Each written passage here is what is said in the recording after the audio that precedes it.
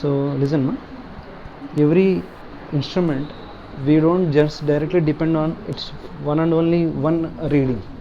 If you go for labs, they will do some series of experiments and we'll take an average value of these experiments.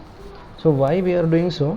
Each instrument is subjected to an error, so we cannot get 100% result in a one time from each and every instrument. So that's why there is something called error in instruments. So let's take we are measuring about a length or anything with an instrument. We'll do n number of times. I am saying, so I measured x1, x2. So first time I measured, I got the value x1. Second time I got x2. I measured x3 is the third time I got the value. Like that I got xn. So how many times I measured? N times. So how many times we measured? N times.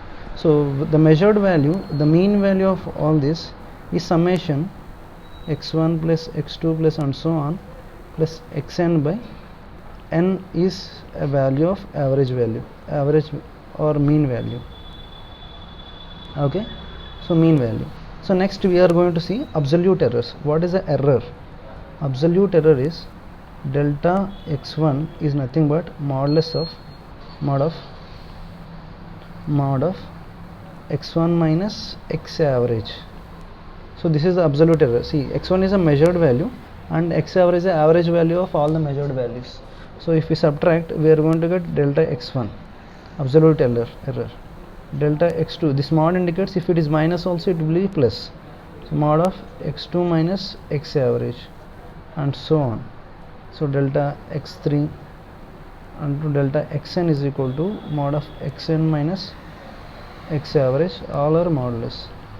Okay, so and average of all these errors also we can measure. Delta x average is equal to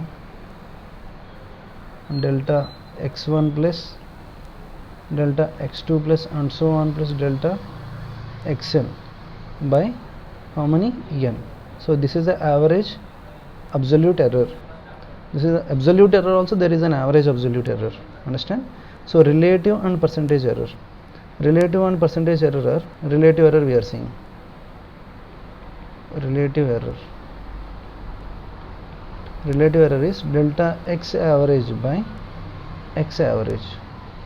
Okay, percentage means delta x average by delta x average into 100. So these are the average relative percentages. So first listen, how many number of experiments you did. This is n times. Mean value is average of all these experiments. Absolute error is nothing but delta x average. So average of all the absolute errors, modulus indicates even though it is minus, it shows the plus value. And after that percentage and relative and percentage errors. So these are the introduction, and next class we'll see some examples on it. Thank you.